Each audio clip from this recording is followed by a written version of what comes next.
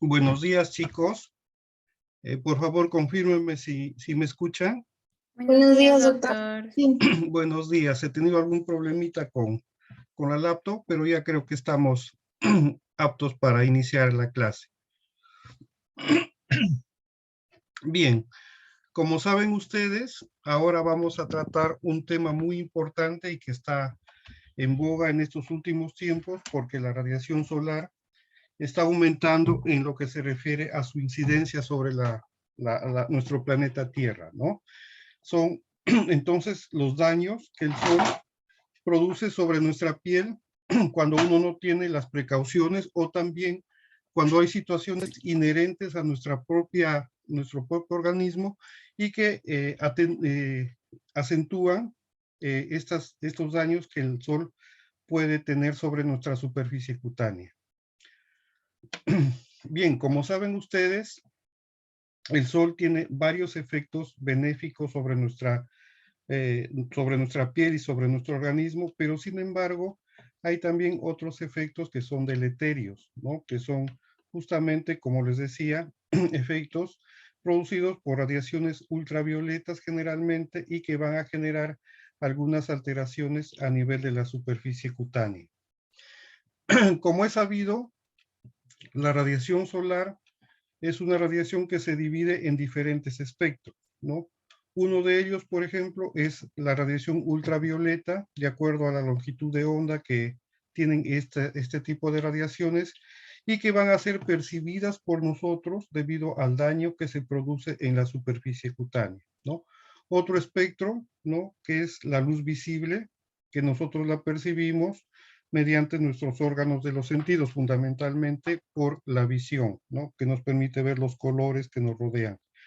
Y otro espectro de una longitud de onda mucho mayor es lo que corresponde a la radiación infrarroja, ¿no? Esta radiación infrarroja nosotros la percibimos como el calor que es emanado a través de los rayos solares. Esta radiación solar entonces va a llegar hacia la superficie cutánea, hasta la superficie terrestre, perdón, en lo que se refiere a los rayos infrarrojos en un 100%, al igual que la luz visible. Pero sin embargo, las radiaciones ultravioletas son detenidas en cierta forma por la capa de ozono, que ejerce un efecto protector sobre nuestro planeta y por ello también sobre nuestros organismos, ¿no? Todos los organismos vivos van a ser afectados si es que esta radiación ultravioleta aumenta su incidencia. Es así que se dice que la radiación ultravioleta del tipo A llega en un 95% a la superficie de la Tierra, la radiación ultravioleta del tipo B llega en un 5% solamente a la superficie de la Tierra y la ultravioleta del tipo C es detenida en su totalidad por la capa de ozono, ¿no? Esto es importante porque se dice que la radiación ultravioleta del tipo C es incompatible con la vida, ¿no? Entonces es este efecto protector el que nos permite desarrollar todos los organismos vivos en la superficie terrestre, ¿no? Como ya es sabido, debido a la contaminación ambiental, en nuestro planeta se está reduciendo esta capa de ozono y esto se ha evidenciado con la mayor incidencia de cánceres y daños cutáneos a nivel de la superficie de la piel. En nuestro país, como vemos acá, este es un mapa donde podemos observar los índices de radiación de acuerdo a estos puntos rojos y amarillos, que son los que representan los índices de radiación desde moderado hasta alto, ¿no? Entonces, como ven ustedes, nuestra región de Lambayeque está sometida a un efecto radiactivo bastante alto, por lo que tenemos que cuidarnos en todo lo posible de este tipo de radiación solar. La radiación solar, una vez que incide sobre la superficie cutánea, va a tener diferentes grados de penetración, como vemos acá en la fotografía, ¿no? Es así que la radiación ultravioleta del tipo B atraviesa toda la epidermis y es detenida por la membrana basal de la epidermis, ¿no? La radiación ultravioleta del tipo A va a tener un efecto penetrativo más profundo y atraviesa incluso a la dermis. Y la luz visible y la radiación infrarroja son radiaciones que van a alcanzar incluso hasta la hipodermis, ¿no? Entonces, es importante ver este efecto de las radiaciones en cuanto se refiere a su penetración, porque van a manifestarse con un daño cutáneo de diferentes tipos, como lo vamos a ver posteriormente.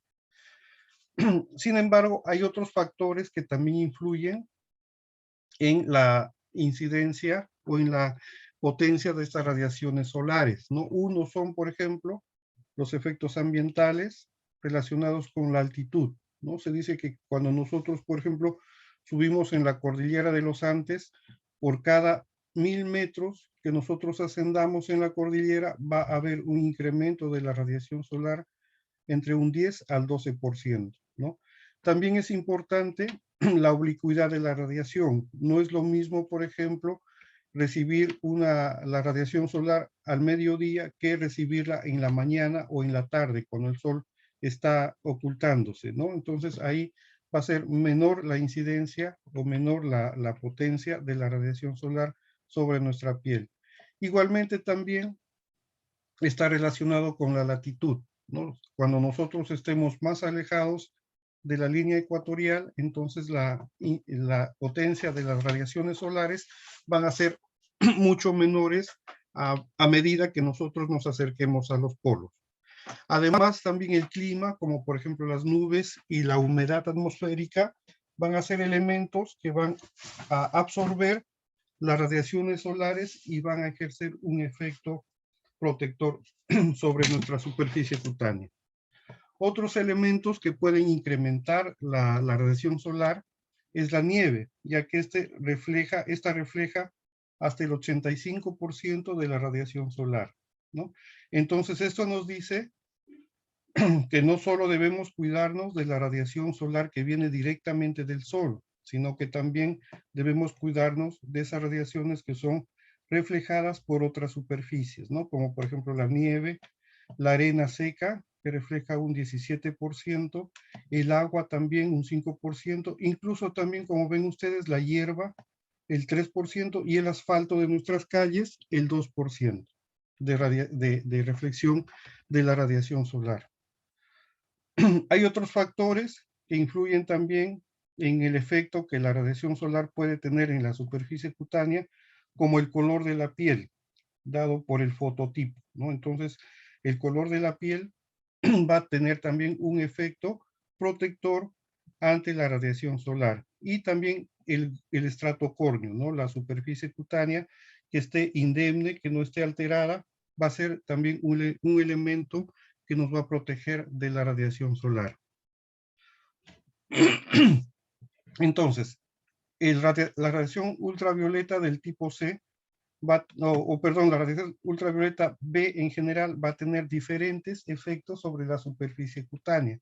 Es así que la ultravioleta C va a ejercer un efecto germicida, va a matar los microorganismos que están en la superficie de incidencia de esta radiación. Puede producir también eritema, ¿no? Son eritematógenos sobre la superficie cutánea y, como les decía, no alcanza la superficie terrestre, ¿no? Porque es incompatible con la vida, ¿no? En el caso de la radiación ultravioleta del tipo B, esta alcanza el 5% de toda la radiación emanada por el Sol a nivel de la superficie terrestre, ¿no? Y produce un eritema solar, genera un bronceado duradero o llamado también persistente, genera también la fotosíntesis de vitamina D, pero también, aparte de estos elementos benéficos para la piel, va a generar un fotoenvejecimiento, ¿no? Como bien saben ustedes, el envejecimiento de la piel es inherente a la edad de cada persona, pero sin embargo, en ocasiones en que estas pieles son expuestas muy severamente a la radiación solar, van a tener un envejecimiento más rápido, ¿no? Lo que se les llama un envejecimiento prematuro, ¿no?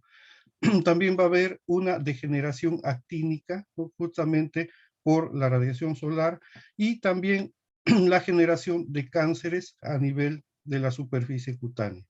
Una característica importante a tener en cuenta es que estas radiaciones ultravioletas del tipo B no atraviesan los vidrios de las ventanas, es decir, que los vidrios de las ventanas van a tener un efecto protector ante este tipo de radiaciones también.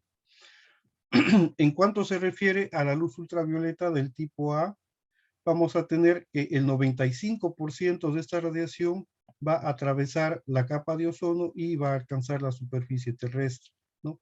Los efectos en este caso son menos intensos que la radiación ultravioleta del tipo B, pero van a potenciar sus efectos.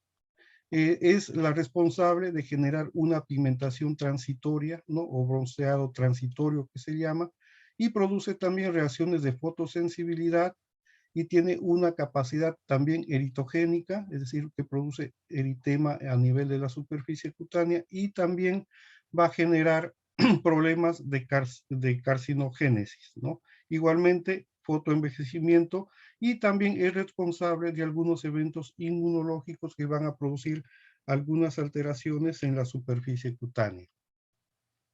Es así que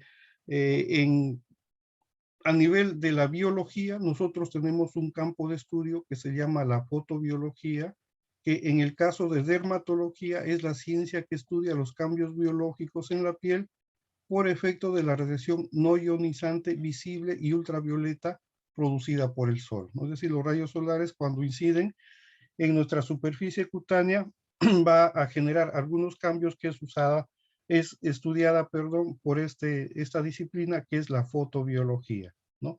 Estos cambios van a ser del tipo agudo, en donde se produce a corto plazo por una sola exposición generalmente estos cambios, y los cambios crónicos que son producidos a largo plazo y generalmente por múltiples exposiciones.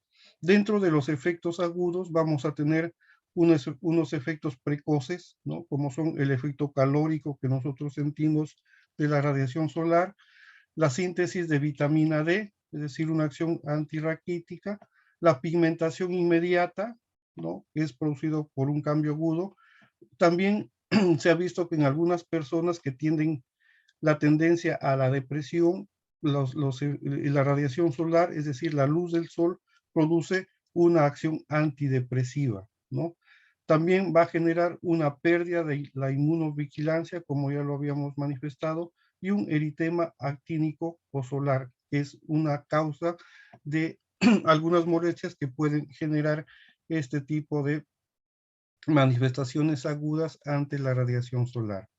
Dentro de los agudos, pero una forma más tardía, vamos a ver una pigmentación tardía o bronceado tardío también como se le conoce, y una hiperplasia epidérmica, un engrosamiento de la epidermis justamente como una respuesta ante los efectos deleterios que las radiaciones solares van a generar sobre la piel. Dentro de los crónicos vamos a observar fotoenvejecimiento o dermatoeliosis, daños producidos como máculas pigmentadas a nivel de la superficie cutánea, o también, como ya les dije anteriormente, la generación de cánceres a nivel de la superficie cutánea. Entonces, cuando la luz incide sobre nuestra piel, va a generar una lesión directa sobre los queratinocitos, que son las células que forman la epidermis, ¿no? Entonces son estos dañados directamente por la radiación solar y también altera el sistema vascular y el tejido conectivo de la dermis, que produce también una alteración inmunológica, ¿no? La luz es absorbida por unas moléculas que llamamos nosotros los cromóforos, como por ejemplo las proteínas, los lípidos, el agua, pero fundamentalmente y de mayor importancia es el cromóforo, perdón, llamado ADN, ¿no? En este caso va a generarse en esta estructura química una alteración de sus bases pirimídicas, ¿no? Produciendo dímeros, los ciclobutano, productos de hidratación y también la generación de radicales libres, ¿no? Esto va a tener como consecuencia un daño en el ADN que va a producir entonces la carcinogénesis y también el fotoenvejecimiento. Entonces, cuando la radiación solar incide sobre la superficie cutánea, va a producir lo que nosotros llamamos la quemadura solar, ¿no? La quemadura solar entonces va a ser la incidencia de la radiación ultravioleta del tipo A o del tipo B sobre los queratinocitos que producen en este caso en ellos una lesión celular y molecular, como ya lo hemos visto. Este daño va a producir signos de inflamación como prurito, eritema, edema, vesículas y ampollas, ¿no? Y que estas manifestaciones clínicas se presentan entre unas 3 a 4 horas después de la exposición solar y dura unos 4 a 6 días, ¿no? Esto se va a resolver entonces con una descamación y una pigmentación sobre la superficie cutánea. Sin embargo, cuando esta agresión es muy severa, entonces vamos a tener otros eventos inmunológicos, ¿no? Como por ejemplo, la liberación de citocinas, de prostaglandinas y mediadores de la inflamación que van a ser los causantes de otras manifestaciones clínicas, como síntomas sistémicos generales, como malestar, fiebre, cefalea o también la presencia de vómitos, ¿no? Entonces, una quemadura solar no solamente afecta a la superficie cutánea, sino que dependiendo de su incidencia, de su gravedad, va a generar unos síntomas también sistémicos, como vemos acá en el esquema. Las manifestaciones clínicas de una quemadura solar es lo que vemos en la foto, ¿no? Un eritema brillante y uniforme en las áreas expuestas al sol, ¿no? Que produce prurito y dolor en estas zonas, ¿no? Y en casos severos puede incluso presentarse ampollas o vesículas en estas partes afectadas de la superficie cutánea, ¿no? El tratamiento de la quemadura solar es, como todo evento producido por la radiación solar, es la profilaxis, ¿no? Las medidas de protección que debemos tener en cuenta, así como también vendajes húmedos y fríos sobre la superficie cutánea afectada. También se recomienda la aplicación de corticoides tópicos para reducir la inflamación que la radiación solar ha ejercido sobre la superficie cutánea. Y también se recomienda la administración de antiinflamatorios no esteroideos por vía oral para disminuir en este caso el dolor que puede producir también esta quemadura solar. Esto, como vimos anteriormente, también está relacionado con el color de la piel, ¿no? Y es así que se ha clasificado en los llamados fototipos cutáneos, ¿no? Entonces, estos están relacionados fundamentalmente por la coloración de la piel. Es así que el fototipo cutáneo tipo 1 es representado por personas que tienen la piel muy blanca, ¿no? Se dice los que tienen ojos azules y pelo rubio son los representantes de este tipo de fototipos cutáneos 1 y que tienen la característica de que su piel siempre se quema y nunca se pigmenta, ¿no? Entonces, este es el fototipo cutáneo 1. El fototipo cutáneo 2, personas que son también de raza blanca, pero que en ellas generalmente se quema y a veces se pigmenta, ¿no? Entonces, de acuerdo a esta clasificación, vamos a ver que vamos a llegar a las personas que tienen una piel bastante pigmentada, oscura, y que tienen, si bien es cierto, una mayor resistencia a la radiación solar, pero sin embargo, esto no quiere decir que sean indemnes al daño que el sol o la radiación solar produce sobre la superficie cutánea, ¿no? Hay un concepto que se llama dosis mínima eritematosa, ¿no? Esta es la dosis mínima que una piel expuesta a una radiación en un tiempo de 24, perdón, a una radiación que determina un eritema bien definido a las 24 horas después de su exposición, ¿no? Es decir, una persona que se expone al sol y presenta un eritema a las 24 horas, entonces en ellas se calcula el tiempo que esta piel necesita para producir este cambio en cuanto se refiere al eritema que presenta a las 24 horas, ¿no? Depende en este caso también del fototipo, ¿no? Pieles más claras van a tener una dosis eritematosa mínima menor, ¿no? Porque su sensibilidad es mayor ante la radiación solar y se usa este caso de la dosis mínima eritematosa en estudios y diagnósticos de las diferentes fotodermatosis, ¿no? El bronceado es un evento que se presenta en la piel ante la radiación solar, ¿no? Estos van a ser de dos tipos. Uno, el bronceado inmediato, que es producido por la radiación generalmente ultravioleta del tipo A, y es una coloración grisácea que se inicia casi inmediatamente después de la exposición, ¿no? Se dice acá unos segundos después de la exposición. Dura unas horas y se produce en este caso por fotooxidación de la melanina, ¿no? Como saben ustedes, la melanina es un pigmento de la piel producida por los melanocitos y que van a dar la pigmentación justamente de nuestra piel y van a tener también un efecto protector ante la radiación solar. Entonces, en este caso, esta melanina va a generar un cambio no químico en su estructura por fotooxidación que va a generar entonces este tipo de pigmentación a la que nosotros llamamos bronceado inmediato. El bronceado diferido es inducido fundamentalmente por la radiación ultravioleta del tipo B y es una tonalidad cobriza o marrón que se presenta después de 24 a 72 horas de la exposición solar, ¿no? En este caso se le llama pigmentación duradera porque dura días a semanas esta pigmentación sobre la superficie cutánea y se produce en este caso por síntesis de melanina, ¿no? En este caso ya no hay un cambio en la estructura química de la melanina, sino que hay una, una mayor síntesis de la melanina por parte de las células llamadas los melanocitos. Entonces, como hemos visto, hay eventos que van a generar cambios a nivel de la superficie cutánea inducidos por la radiación solar, ¿no? Entonces, uno de ellos es el fotoenvejecimiento, ¿no? Es un daño acumulativo sobre el ADN, sobre las proteínas estructurales de la piel, ¿no? Generalmente, o en general, ¿no?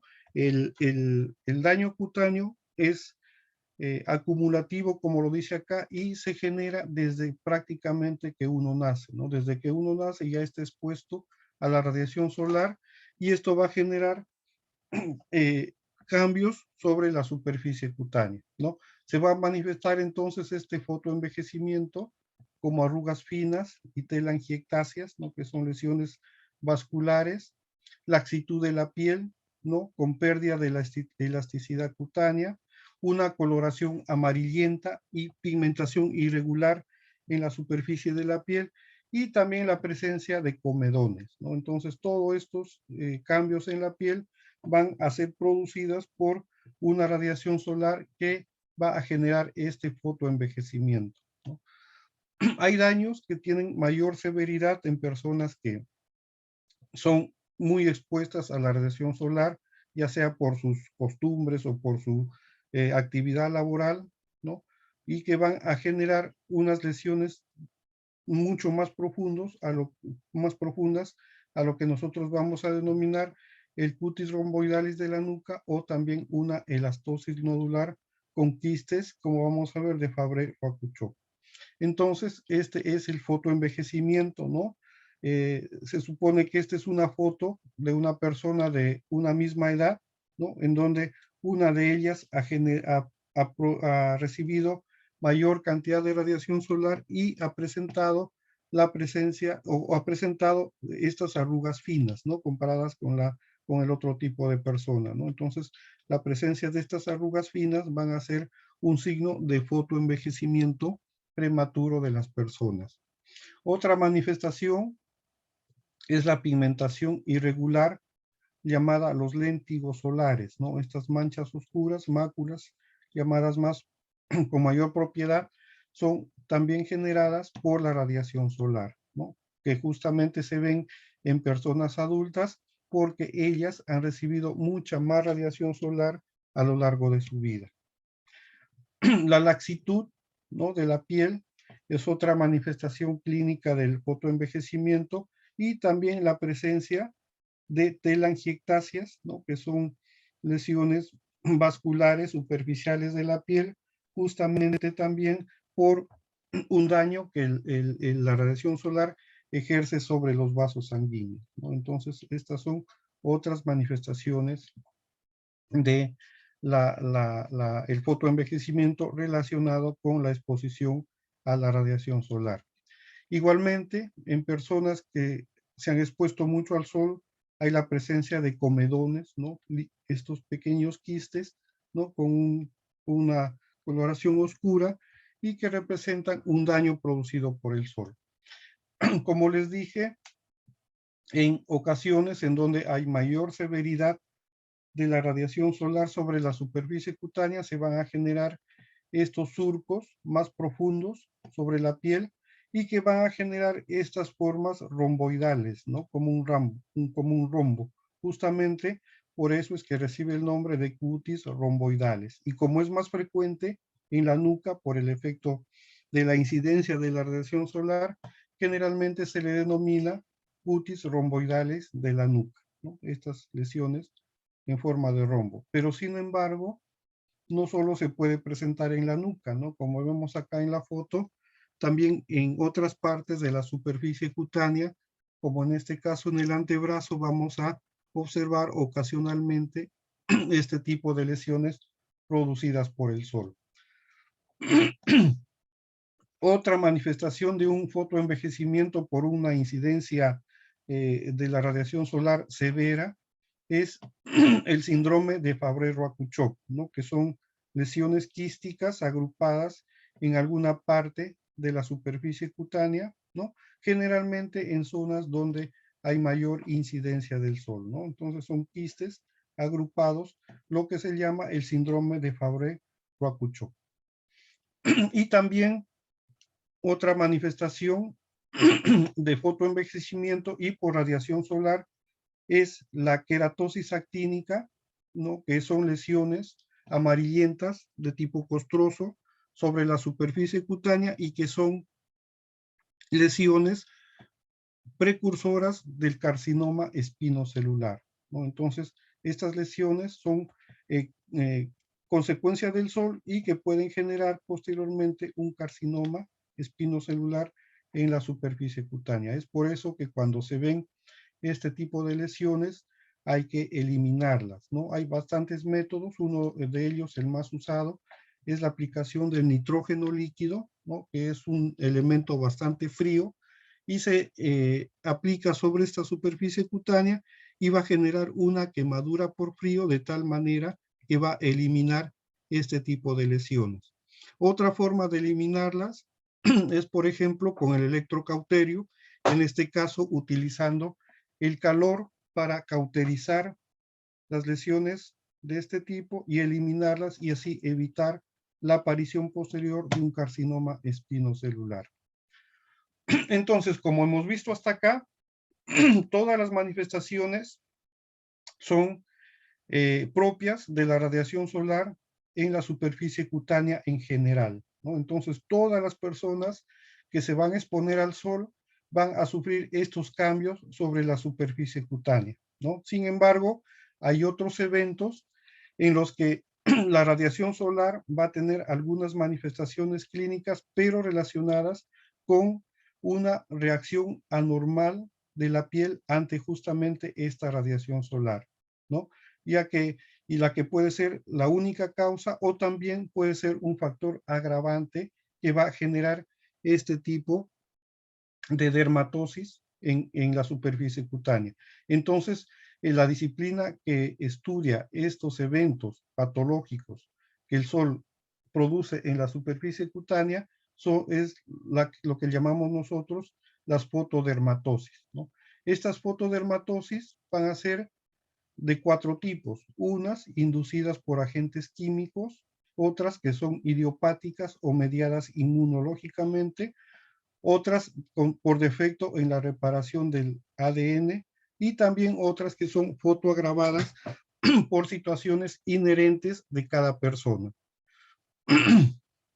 Las fotodermatosis inducidas por agentes químicos son entonces también reacciones cutáneas anormales que se producen por interacción de sustancias químicas y la exposición a la radiación ultravioleta, ¿no? Estas van a ser de dos tipos, exógenas, unas de fototoxicidad, ¿no? Que pueden ser fotodinámicas, si es que en su reacción interviene el oxígeno, y las no fotodinámicas cuando no requieren oxígeno para su producción. Y también otras dentro de las fotodermatosis exógenas, que son las llamadas fotoalérgicas, ¿no? Dentro de las endógenas vamos a tener un cuadro que se llama la porfiria cutánea, ¿no? Entonces, estas las exógenas son cuando son elementos químicos que son ingeridos o de alguna forma expuestos en la superficie cutánea, que van a incidir en el aumento de la incidencia de los agentes de las radiaciones solares. Y las fotodermatosis endógenas son productos químicos generados por el mismo organismo en situaciones patológicas especiales, ¿no? Como vamos a verlo ya posteriormente. Dentro de los agentes químicos exógenos vamos a tener elementos tópicos, como por ejemplo los cosméticos, medicamentos tópicos, osoralenos vegetales, sustancias químicas de origen vegetal que van a generar también una fotosensibilidad en la superficie cutánea y va a reaccionar ante la radiación solar mediante un proceso inflamatorio. Y dentro de los sistémicos van a ser aquellos elementos que nosotros ingerimos como fármacos, como por ejemplo las sulfamidas, las tiacidas, las fenotiacidas y las tetraciclinas, que van a sensibilizar a la piel y generar algunas manifestaciones clínicas. Entonces, vamos a tener dos tipos de reacciones en lo que se refiere a las fotodermatosis inducidas por agentes químicos exógenos. Uno, la fototoxicidad, y otro, la fotoalergia. En cuanto se refiere a las reacciones fototóxicas, esta es la más frecuente y tiene mayor prevalencia en ancianos, ¿no? Produce un daño celular directo, no intervienen en este caso elementos o procesos inmunológicos, y requiere de grandes dosis de radiación ultravioleta del tipo A para su presentación.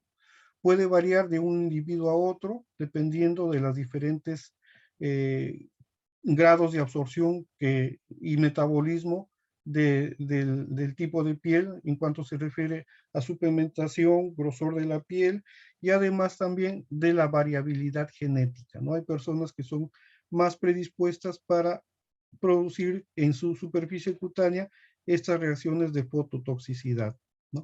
El cuadro clínico de una reacción fototóxica va a ser representado por un eritema inicial que se presenta minutos a horas después de la exposición solar, ¿no?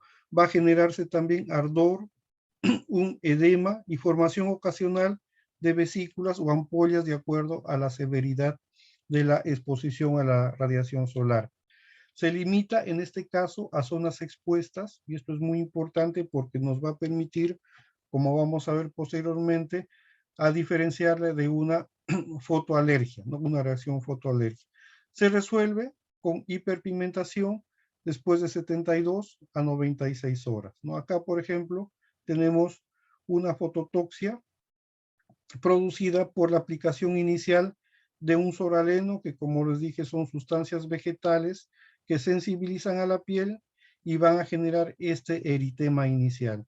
Y posteriormente, ¿no? Que se va a resolver con una pigmentación en la superficie afectada después de unos 4 a 5 días, ¿no?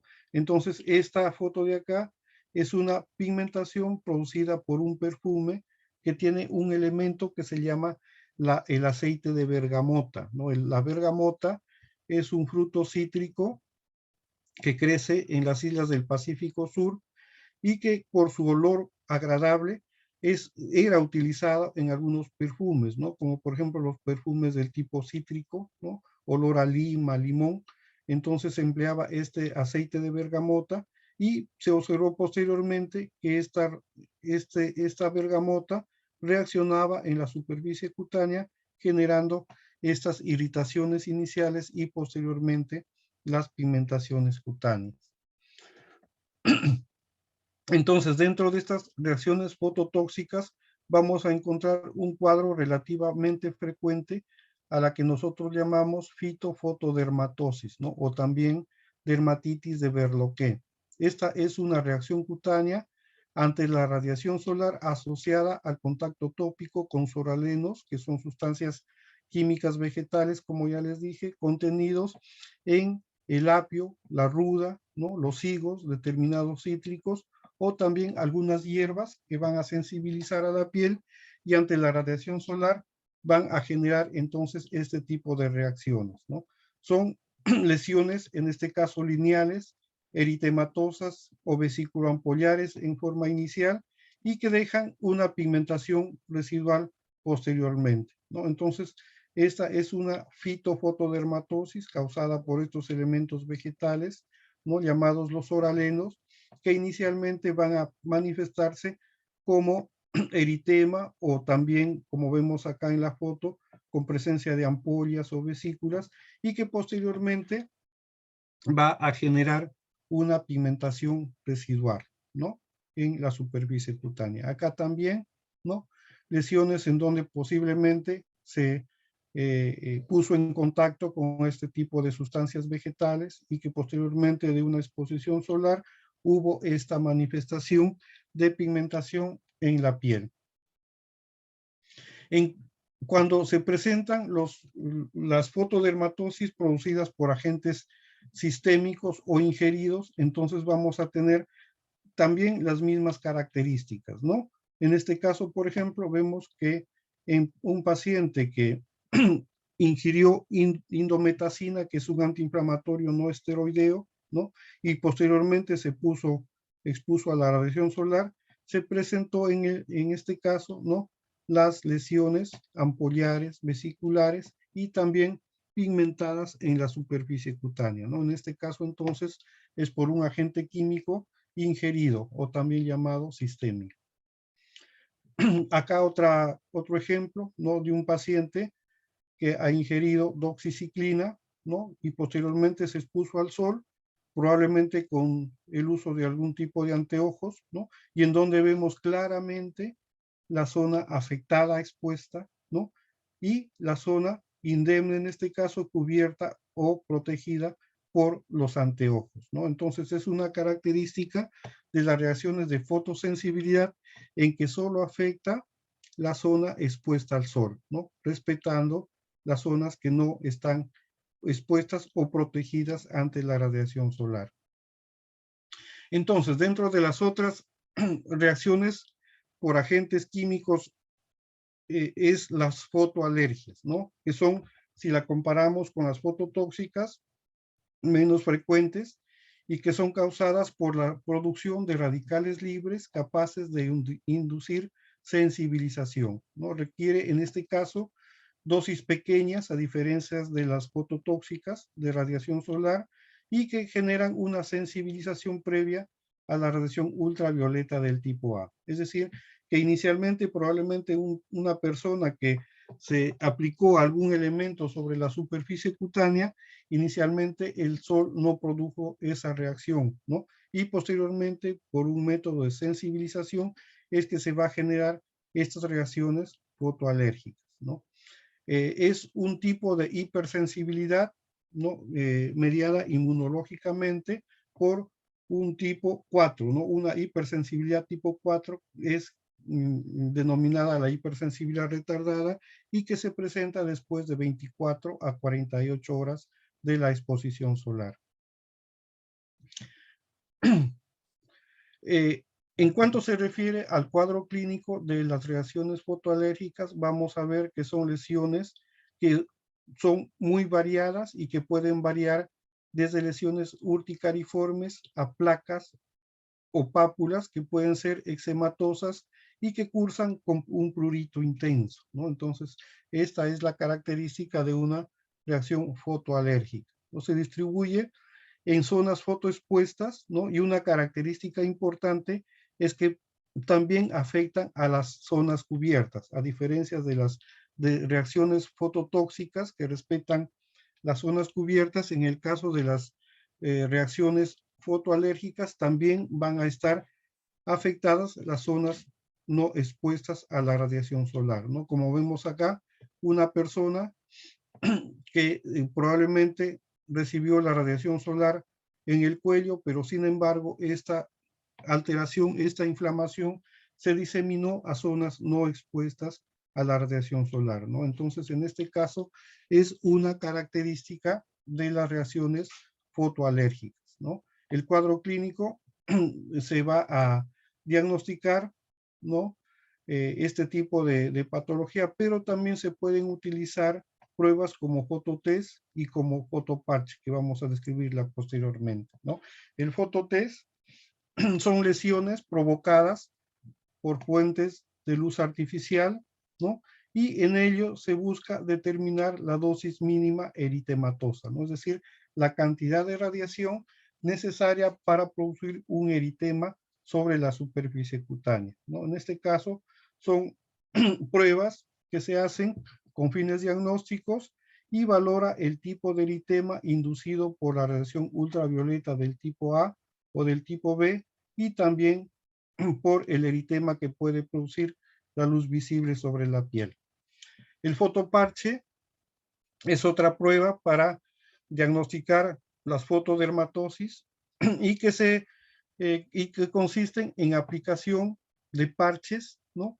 En pares, ¿no? Donde cada par está embebido en una sustancia foto, fototóxica, ¿no? O sospechosa de producir la fototoxia, ¿no? O sea, en cada par se aplica una sola sustancia, ¿no?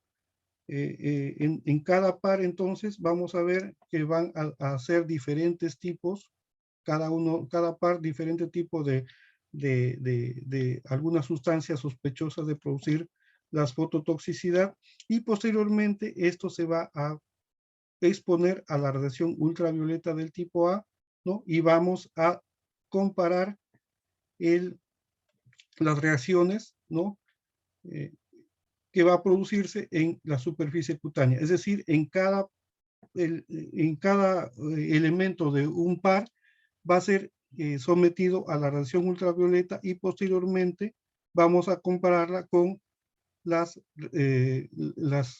parches en donde no se expuso la radiación ultravioleta, ¿no? Entonces, de esta forma, vamos a ver la incidencia o la relación que existe entre la incidencia de la radiación ultravioleta A, ¿no? Con determinado elemento que es sospechoso de producir una determinada fotoalergia. Otro grupo de las fotodermatosis son aquellas que son producidas por agentes químicos endógenos, ¿no?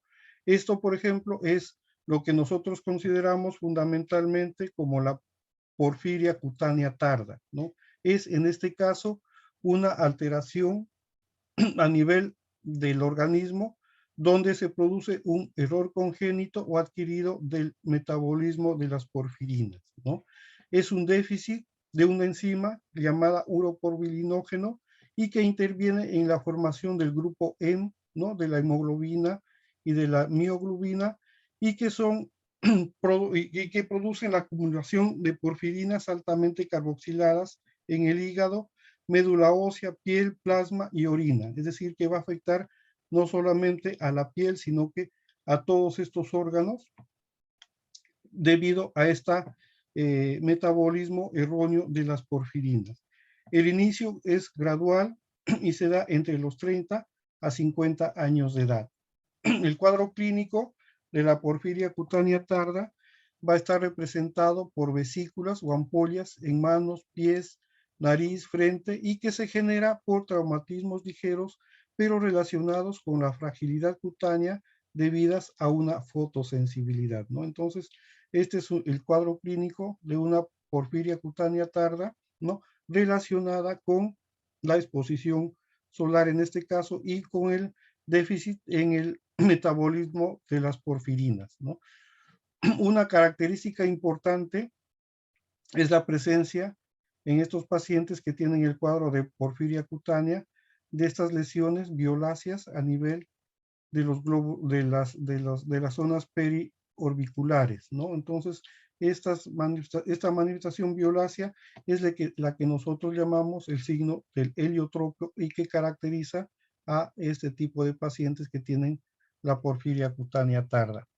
Otras manifestaciones clínicas son la hipertricosis facial, ¿no? La presencia de vello a nivel de la cara, ¿no? Y también acompañados por una pigmentación, ¿no? Una hipermelanosis en este caso, en las mismas zonas expuestas a la radiación solar, ¿no? Que es una hipermelanosis justamente debidas a este tipo de agresión radioactiva.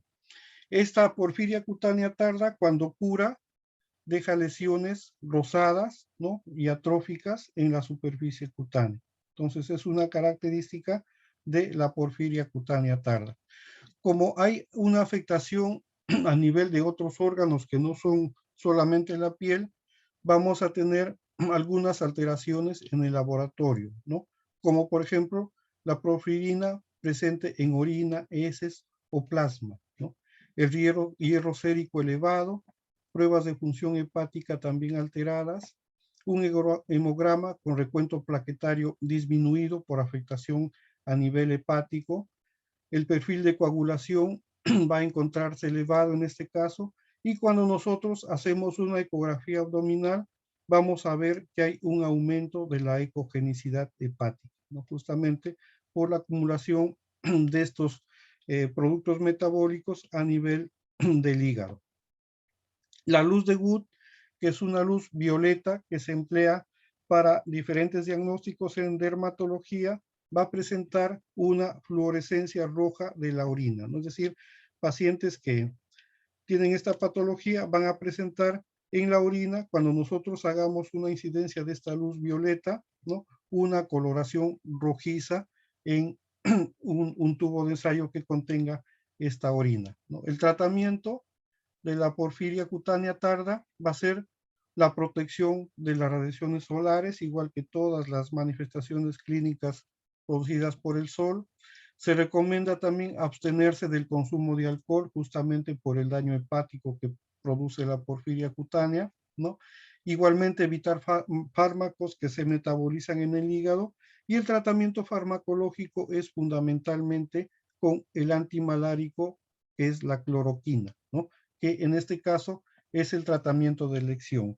Ocasionalmente, por la acumulación de hierro sérico, se recomienda las sangrías para remoción justamente de este elemento, ¿no? Y mantenerlo dentro de los límites normales, ¿no? Es decir, que se recomienda ocasionalmente extracción de sangre para eliminar este exceso de hierro sérico. Hay otro gran grupo que son las fotodermatosis idiopáticas o mediadas inmunológicamente, ¿no?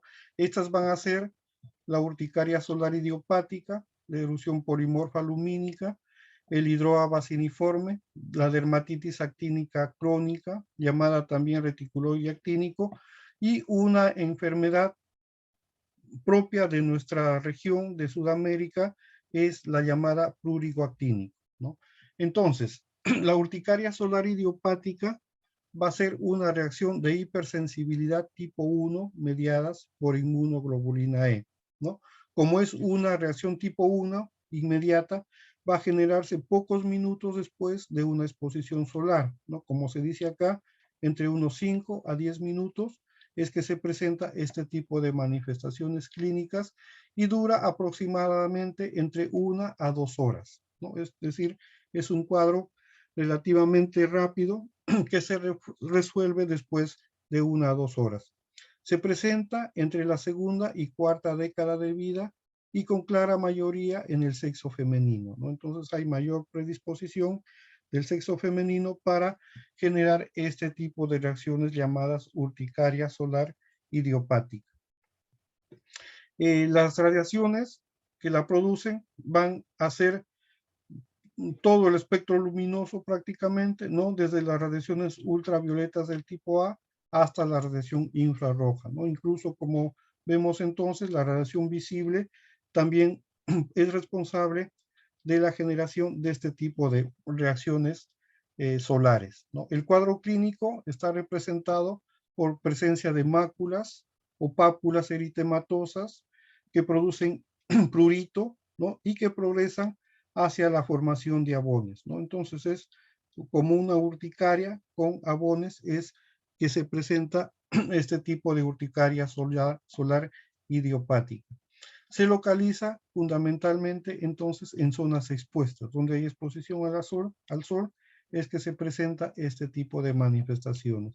El tratamiento igualmente, la profilaxis con filtros solares, uso de antihistamínicos, uso también de antimaláricos como la cloroquina o la hidroxicloroquina, también unos inmunomoduladores como la ciclosporina o el metotrexate pueden ser utilizados en el tratamiento de este tipo de patología que es la urticaria solar, o también la utilización de productos biológicos, ¿no? Como el omacilumab para tratar este tipo de urticaria solar idiopática. También se puede utilizar la fototerapia llamada PUVA, ¿no? En donde vamos a utilizar elementos químicos ingeridos por el paciente y exponerlos posteriormente a una radiación ultravioleta del tipo A para generar una desensibilización ante la radiación solar, en este caso de urticaria solar idiopática. Otra manifestación es la erupción polimorfa lumínica, ¿no? Que es una fotodermatosis también idiopática de hipersensibilidad y mediada por antígenos endógenos fotoinducidos, ¿no? Es una respuesta en este caso retardada a la radiación ultravioleta, que generalmente es la radiación ultravioleta del tipo A, ¿no? Puede ser, perdón, del tipo B. Afecta en este caso al 20% de la población de raza blanca y se presenta frecuentemente entre los 20 a 30 años de edad, ¿no? Y su incidencia es mayor también en mujeres jóvenes en una proporción de 4 a 1, ¿no? El cuadro clínico va a estar caracterizado por lesiones con presentación monomorfa en cada paciente, ¿no? Es decir, si un paciente, por ejemplo, presenta lesiones maculares, todas las lesiones maculares que presenta este paciente van a ser de esa forma macular, ¿no? Pero sin embargo, estas manifestaciones clínicas pueden variar de una persona a otra, ¿no? Es decir, que por ejemplo, si afecta a otra persona, en ella puede haber lesiones eritematosas, ¿no? En todas las lesiones que presenta sobre la superficie cutánea. O también puede presentarse como forma de abones o también vesículas que a veces confluyen formando placas, ¿no? Es decir, es, en cada persona tiene un mismo patrón de lesiones, pero sin embargo, de persona a persona puede haber diferentes manifestaciones clínicas. Estas lesiones van a aparecer en zonas expuestas a la radiación solar, ¿no? Y aparecen después de 18 a 24 horas de la exposición solar. Dura poco y no dejan secuelas tampoco al desaparecer.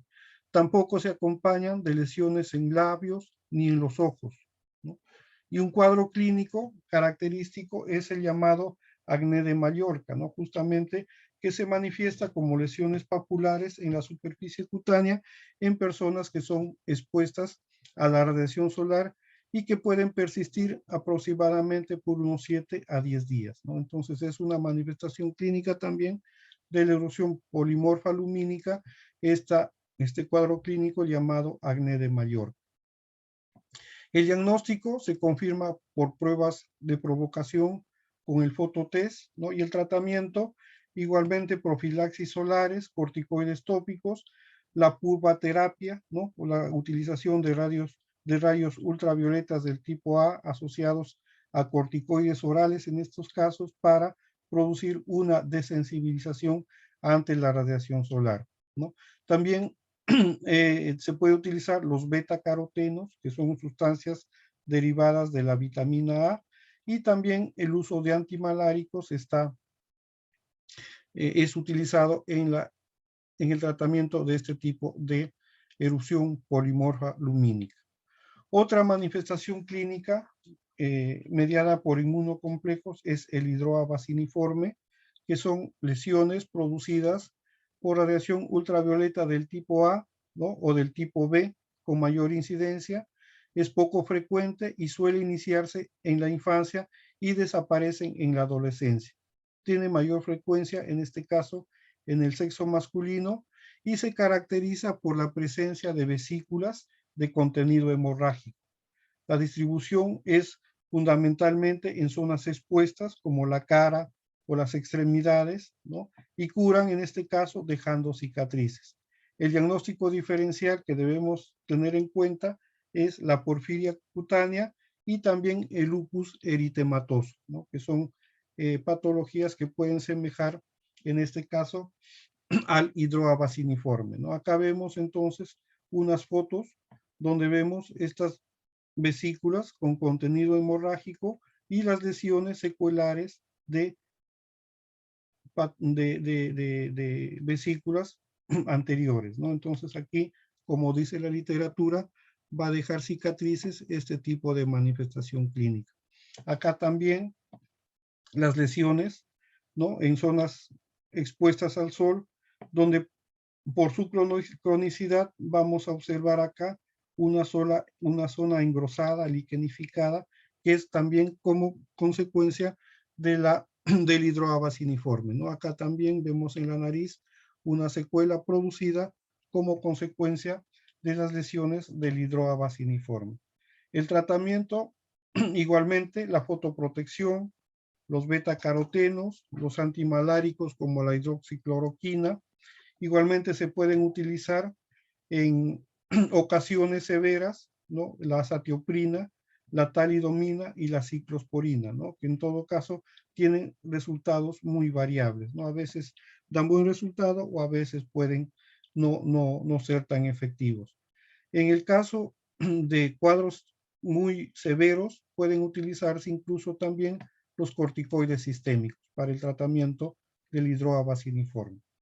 Otra patología es la dermatitis actínica crónica o también denominada reticuloide actínico, que es una fotodermatosis crónica intensa, poco frecuente, relacionada también con fotoalergenos exógenos, es decir, sustancias que son aplicadas sobre la superficie cutánea que pueden generar este cuadro denominado la dermatitis actínica crónica o también denominada reticuloide actínico. Es una enfermedad eritematosa, ¿no? Que semeja mucho a un linfoma cutáneo. Es por eso que se le denomina como una enfermedad inflamatoria del tipo pseudolinfomas T, ¿no? Justamente por su semejanza con las enfermedades linfoproliferativas que generan este tipo de patologías y manifestaciones clínicas similares a la dermatitis actínica crónica. Afecta principalmente a varones en edad media o avanzada y es inducida por la luz ultravioleta A, ultravioleta B y también por la luz visible. Y puede relacionarse con antecedentes de dermatitis atópica, dermatitis alérgica o de dermatitis de contacto seborreico, ¿no? Entonces acá vemos una foto donde podemos observar el cuadro clínico de una dermatitis actínica crónica y que se caracteriza por pápulas y placas edematosas infiltradas, justamente por lo que se asemeja con los linfomas cutáneos del tipo T, ¿no? Con áreas eczematosas y que puede haber también engrosamiento o liquenificación en la superficie cutánea y que una característica importante es que estas lesiones respetan los pliegues cutáneos, ¿no? Es decir, que los pliegues cutáneos no van a estar afectados por este tipo de patología. En este caso, el inicio de esta enfermedad es lento y progresivo y su evolución es crónica, ¿no? Aparecen en zonas expuestas, ¿no? Con tendencia a generalizarse y que pueden dar lugar a una eritrodérmica, ¿no? Es decir, unas lesiones generalizadas eritrodérmicas en la superficie cutánea, ¿no? Entonces acá vemos las lesiones eritematosas infiltradas, ¿no? Edematizadas en la superficie cutánea. Acá, como les decía, el respeto, ¿no? De los pliegues cutáneos donde no vemos las mismas manifestaciones clínicas Incluso acá también se ve con mayor claridad la liquenificación o el engrosamiento de la piel generado por esta patología, ¿no? Acá también igualmente, ¿no? Creo que es el mismo paciente la foto, ¿no? Vemos que la zona de los pliegues no presentan las manifestaciones clínicas del reticuloide actínico, ¿no? Acá entonces un eritema producido por la dermatitis actínica crónica, ¿no? Caracterizada por el edema, ¿no? Y la infiltración en la superficie cutánea. El tratamiento va a ser a base también, igual que todas las patologías relacionadas con la radiación solar, mediante la fotoprotección, igualmente los beta-carotenos, los inmunomoduladores como la azathioprina o ciclosporina, y también utilización de corticoides sistémicos asociados a fotoquimioterapia, ¿no? De radiación ultravioleta del tipo A, ¿no? En este caso también una desensibilización ante la radiación solar mediante la pubaterapia. El prurigo actínico es otra forma de manifestación clínica relacionada con las radiaciones solares. Es una fotodermatosis también inflamatoria, crónica y poco frecuente, y es causada fundamentalmente por las radiaciones del tipo A y del tipo B, ¿no? Y su causa es genética ligada al antígeno leucocitario humano DR4, que ocasiona un exceso de producción del factor de necrosis tumoral alfa, y en los queratinocitos iba a generar todas las manifestaciones clínicas del prurigo actínico. En cuanto se refiere a la epidemiología, es importante decir que se presenta mayormente en niños, ¿no? Y que remiten generalmente durante la pubertad, y aunque puede ser persistente en algunos casos después de pasada esta edad, ¿no? Se observa principalmente en nativos americanos y mestizos, ¿no? Entonces es una enfermedad propia de nuestra región y que tiene mayor incidencia en personas que viven por sobre los 1000 metros sobre el nivel del mar. Como les dije anteriormente, a partir de a medida que uno asciende en las cordilleras, es que hay mayor incidencia de radiación solar, y es por eso probablemente que tenga mayor incidencia sobre los 1000 metros sobre el nivel del mar. El cuadro clínico se caracteriza por una erupción papular o nodular, ¿no? Que produce mucho prurito y que puede formar placas escoriadas en zonas fotoexpuestas, ¿no? Por ejemplo, acá en la nariz vemos que hay una escoriación a nivel de esta zona, ¿no?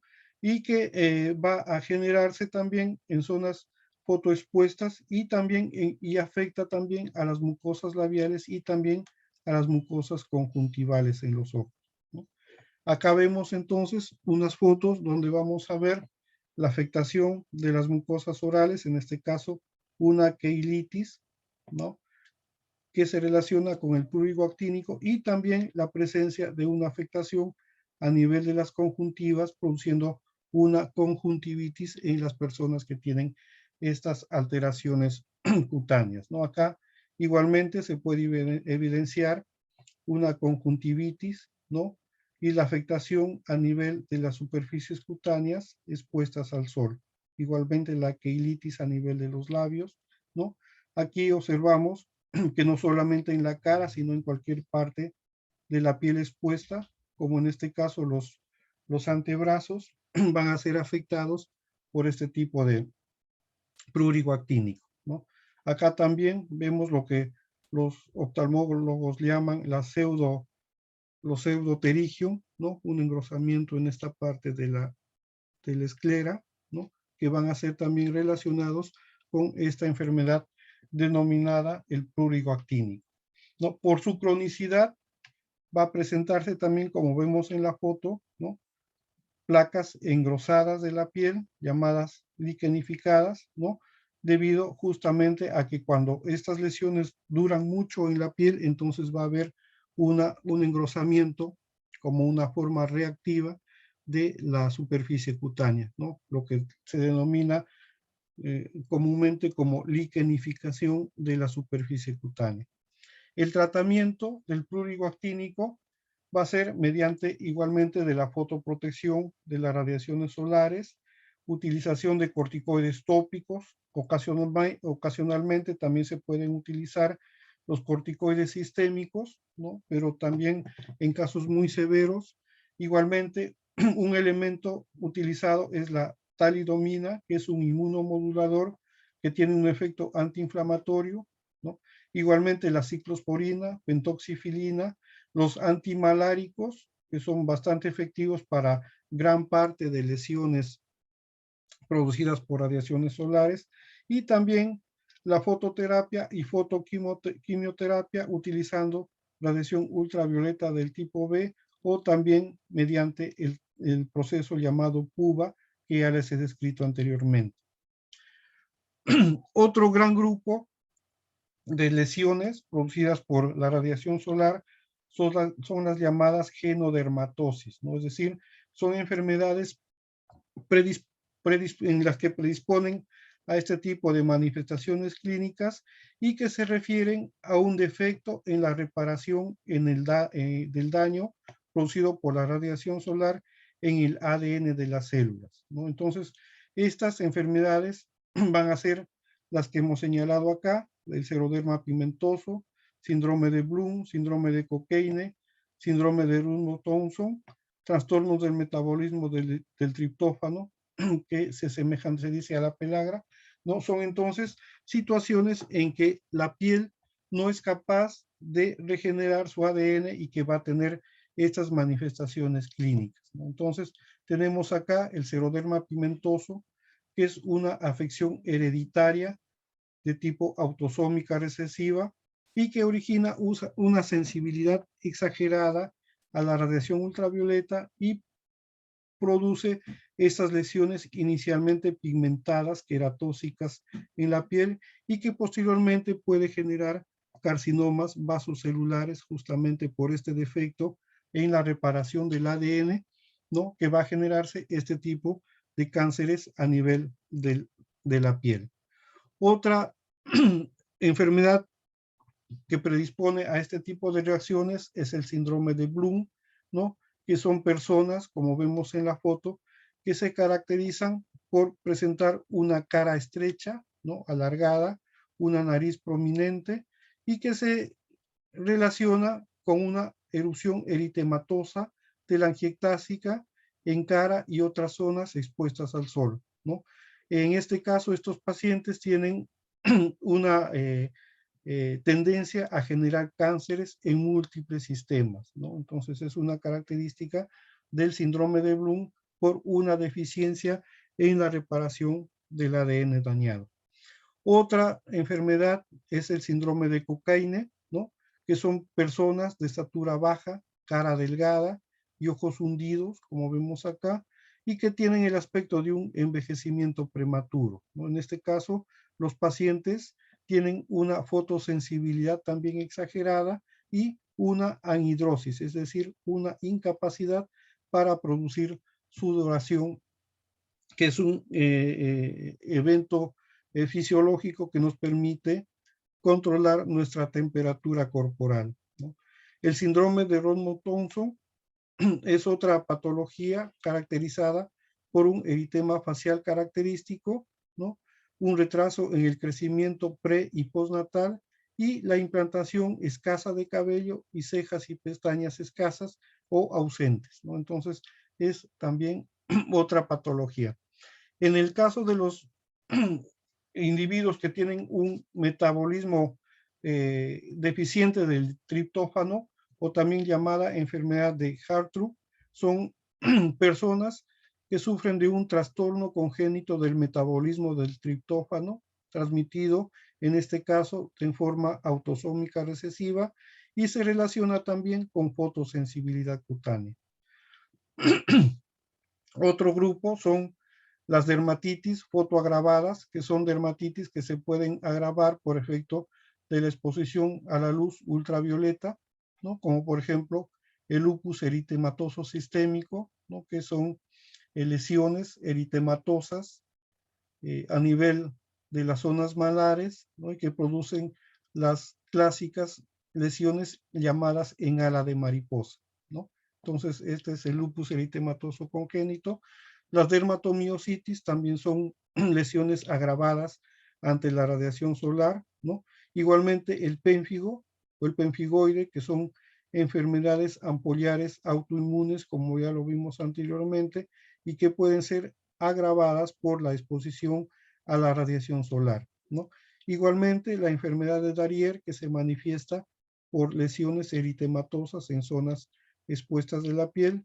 Igualmente la rosácea, ¿no? Que es una patología fundamentalmente en donde hay una alteración en los vasos sanguíneos y que producen un eritema con presencia de telangiectasias a nivel de la región facial, ¿no? Y que también, lógicamente, es agravada por la exposición a la radiación solar. Igualmente, enfermedades virales, ¿no? Infecciosas virales como el herpes simple y la varicela, que son lesiones infecciosas agravadas por la exposición a la radiación solar. Es por eso que debemos tener en cuenta que es muy importante la fotoprotección, ¿no? Como hemos visto, todas las lesiones producidas por la radiación solar, en su tratamiento se requiere la fotoprotección, ¿no? Que es la indicación fundamental para producir una atenuación de los efectos de esta radiación solar, ¿no?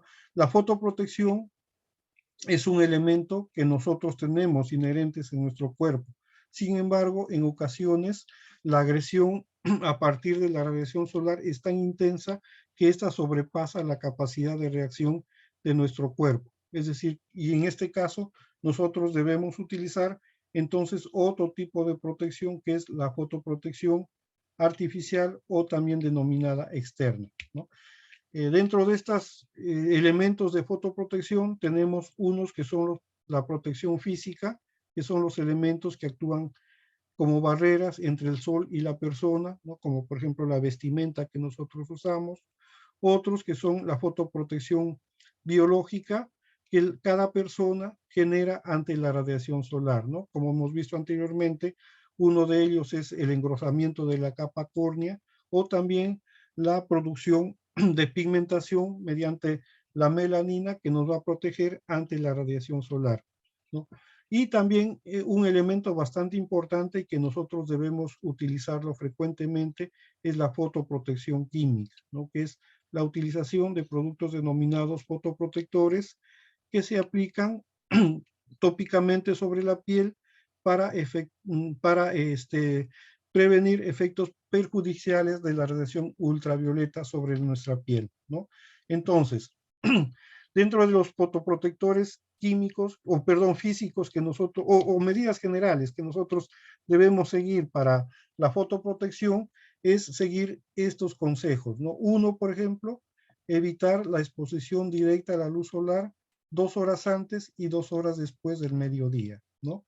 Utilizar ropa que proteja del sol, que nos cubra la mayor superficie cutánea posible para evitar la radiación solar, ¿no? Antiguamente se decía que la ropa que se debería utilizar es de ropa clara o blanca, ¿no? Pero sin embargo, últimamente se está recomendando lo contrario, la utilización de ropa oscura para producir una mayor protección sobre la superficie cutánea, ¿no?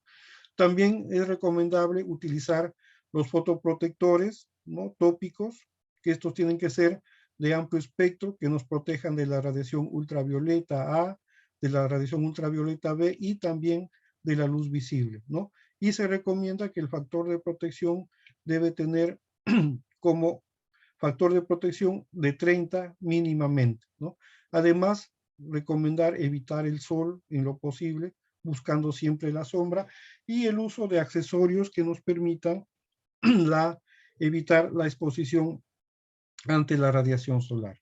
Entonces, los fotoprotectores tópicos van a ser preparados farmacéuticos de aplicación tópica que tienen la propiedad de reflejar o absorber la radiación ultravioleta de origen solar o de fuentes artificiales y que atenúan de esta forma la acción perjudicial de los rayos solares. hay un concepto bastante importante que es el factor de protección solar, ¿no? Esto nos indica el número de veces que el fotoprotector aumenta la capacidad de defensa natural de la piel frente al eritema, ¿no? Entonces vamos a tener que es una relación entre la dosis mínima eritematosa de la piel protegida sobre la dosis mínima eritematosa de la piel no protegida, ¿no? Esto nos va a dar una información sobre la protección frente a la radiación ultravioleta fundamentalmente del tipo B. Este factor de protección solar es utilizado por diferentes sistemas de valoración de la protección que un protector solar debe tener sobre la piel, y es que en ellos vamos a encontrar muchos organismos, ¿no?, que van a dictar sus propias normas, pero sin embargo, los más utilizados son el COLIPA, ¿no?, que es una clasificación europea donde considera que un factor de protección solar de 2 a 5 nos da una protección baja, de 6 a 11 una moderada, y de 12 a 19 alta, y de 20 en adelante una protección extrema. Pero sin embargo, nosotros utilizamos más la clasificación dada por la FDA de Estados Unidos, ¿no?, que es una clasificación en donde nos dice que un factor de protección solar de 2 a 12 nos da una protección mínima, de 12 a 30 una protección moderada, y a partir de 30 nos da una muy buena protección solar, ¿no?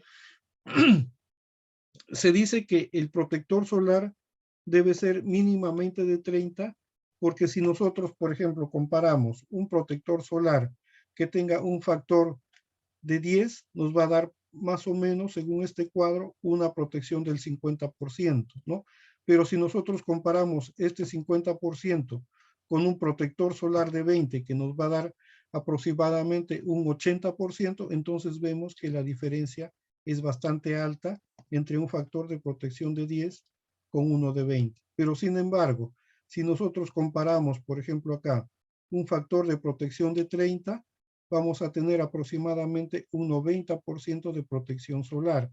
Y si lo comparamos con uno de 50, va a ser una protección mayor, pero la diferencia no va a ser tan grande, ¿no?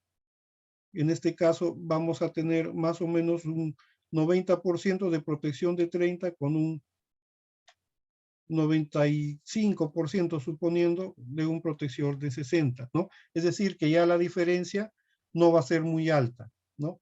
Se dice que un protector solar de 50, por ejemplo, va a tener mayor protección que el de 30, pero no va a ser muy alta la diferencia en cuanto se refiere al efecto protector. No es por eso que se recomienda usar un protector solar mínimamente de 30 para ejercer una buena protección solar. Entonces, estos fotoprotectores van a clasificarse de acuerdo a sus formas de acción, a sus mecanismos de acción, ¿no?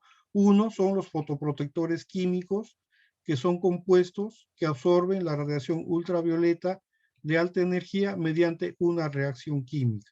Es decir, que estos rayos, al llegar a la superficie donde se encuentran estos protectores, va a generarse una reacción química de tal manera que esta reacción química va a absorber la energía de la radiación ultravioleta.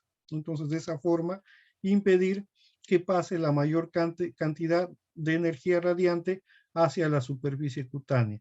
Otros protectores son los llamados pantallas o filtros físicos, que son sustancias, en este caso, minerales que forman suspensión con elevado poder protector. Es decir, son como pequeñas partículas de elementos minerales que van a producir una refracción, ¿no? Reflejan la luz del sol y producen de esta manera una protección sobre la superficie cutánea, ¿no?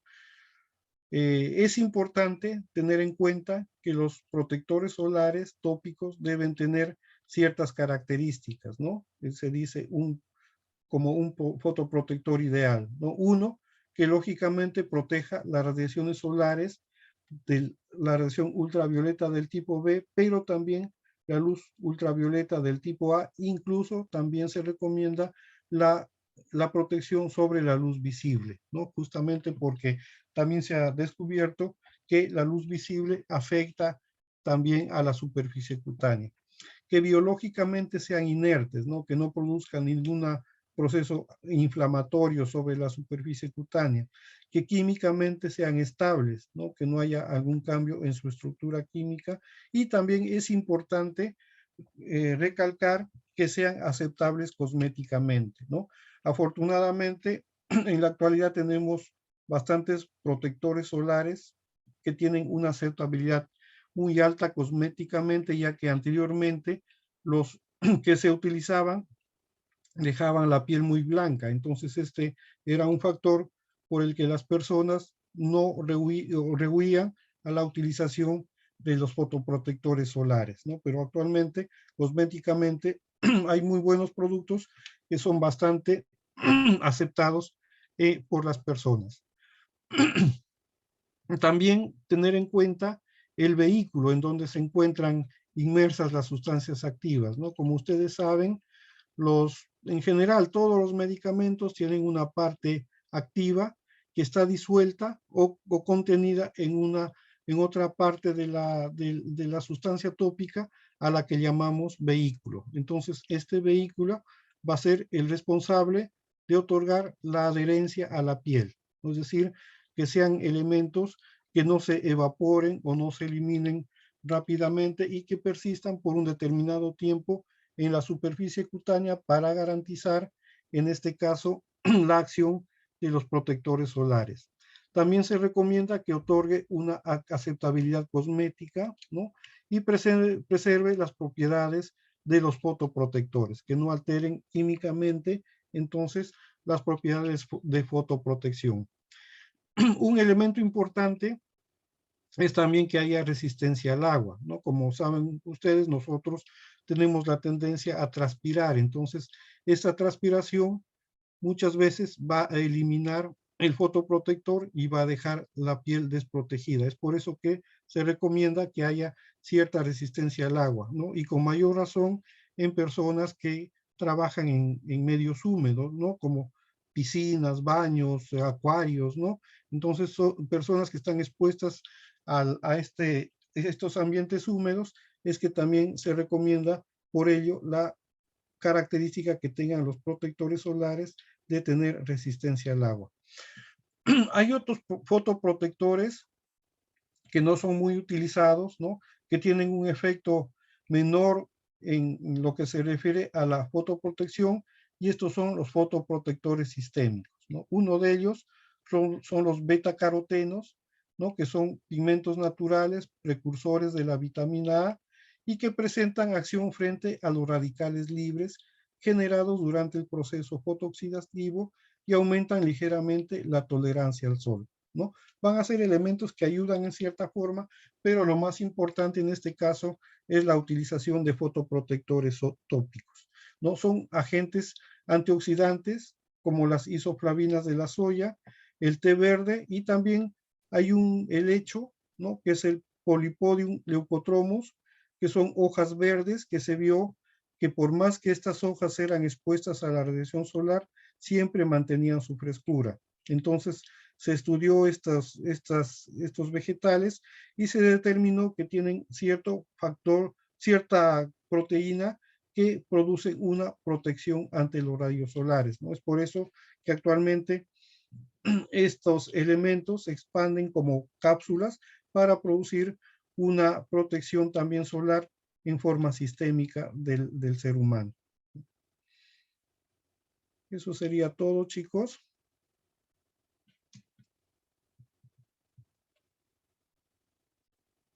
Si hubiera alguna pregunta.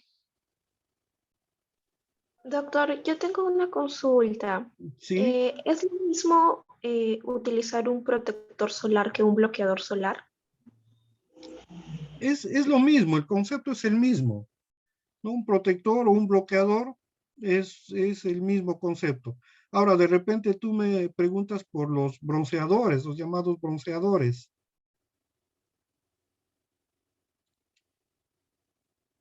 ¿O me preguntas de... No, doctor, lo que pasa es que yo tenía entendido, pero no entendía muy bien la diferencia entre un protector solar y un bloqueador solar. Pero me está respondiendo que prácticamente vendría a ser lo mismo y vendrían a tener la misma función, ¿verdad? Claro, es lo mismo, sino que se llama de diferente forma, ¿no? Un protector o un bloqueador es siempre el mismo componente que va a producir una protección sobre la superficie cutánea. O sea, se puede llamar de diferente forma, pero es el mismo concepto al que se refiere. Ah, ya. Muchas gracias, doctor. Ya. Doctor, sí, yo tengo otra pregunta. Usted mencionó que actualmente ya dicen de que usar ropa negra es mucho más, tiene más fotoprotección que la ropa blanca. Yo tenía entendido que antes, bueno, decían de que la ropa negra no porque absorbía más el sol. ¿Me puede? Claro, justamente por ese efecto, ¿no? Absorbe la radiación solar y supuestamente hace que, o no permite que esta radiación solar la atraviese, ¿no? Sino que se queda en la ropa oscura. Entonces, por ese concepto es que actualmente se recomienda el uso de ropa negra, ¿no? Justamente porque absorbe la radiación solar y de esta forma va a proteger a la piel que está debajo de esa ropa negra, oscura, ¿no? Claro, es un concepto que anteriormente también, ¿no? Hace poco tiempo ha cambiado esto, porque antes se recomendaba, ¿no? La ropa clara o blanca, porque se decía que esta refleja la radiación solar, pero actualmente se ha cambiado ese concepto y se dice que más efectiva es la ropa oscura.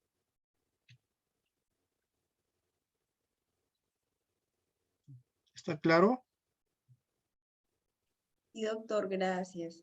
Sí, justamente por la capacidad de absorción de la radiación solar es que se dice que protege más, ¿no? Ah, ya, doctor, muchas gracias. Ya.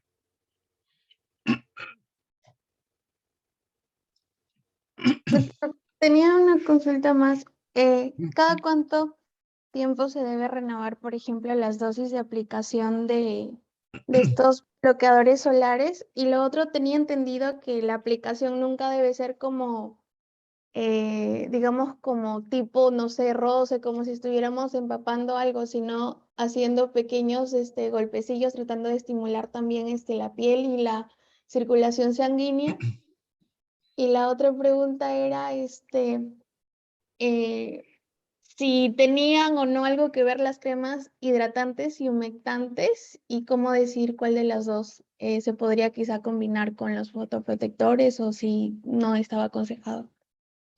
Bien, en cuanto se refiere a la frecuencia, lo que se recomienda generalmente es 3 veces al día, ¿no? Se dice al paciente que más o menos cada 4 horas se debe aplicar el fotoprotector solar. Pero sin embargo, esto varía según la actividad o según la exposición que la persona tenga a la radiación solar. No, en personas que tengan una radiación muy constante, entonces se le dice que debe utilizar el protector solar cada 2 horas, ¿no? Entonces, hay que tener en cuenta primero el clima, ¿no? Un clima soleado, entonces de repente con mayor exposición solar nos va a determinar que uno utilice el protector solar con mayor frecuencia, ¿no? Como te digo, en casos que sea una exposición muy severa, entonces se puede recomendar cada 2 horas porque se ha visto que el fotoprotector solar en una exposición muy intensa al sol se degenera en unas 2 horas aproximadamente, ¿no? Es por eso que cada 2 horas hay que utilizar el fotoprotector solar en situaciones extremas. En lo que se refiere a la crema o hidratantes que me dices, esto va a depender del tipo de piel, ¿no? Hay diferentes protectores solares que están contenidos en justamente el vehículo que está de acuerdo a la característica de la piel, ¿no? Es decir, por ejemplo, si nosotros tenemos una persona que tiene la piel grasa, entonces no le vamos a aplicar un protector solar en forma de crema, ¿no? Porque esto sería como si nosotros le estuviéramos poniendo más grasa a la piel que ya es grasosa. Entonces, en esos casos, se recomienda presentaciones en lociones o en geles, ¿no? Y por el contrario, en pacientes que tengan la piel muy seca, entonces se puede utilizar el vehículo en forma de crema, ¿no? Justamente para hidratar la piel, ¿no? Va a depender entonces del tipo de piel según las necesidades o las características que tengamos que utilizar un diferente tipo de protector solar en cuanto se refiere a su consistencia. Muchas gracias, doctor. Bien.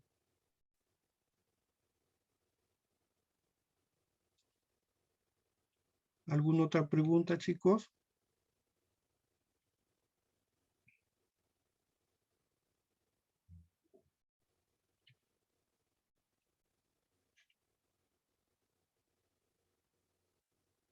Bien, entonces les envío en un momentito los casos clínicos de este tema para discutirlos en la noche. ¿Ya? Muchas gracias por su atención, chicos, y nos volvemos a reunir entonces ahora a las 8 de la noche para los casitos clínicos. Está bien, doctor. Muchísimas ¿Ya? gracias. Bien, gracias a ustedes. Gracias, doctor. Gracias, Ya nos doctor. Adiós. vemos. Ya, chao. Chao.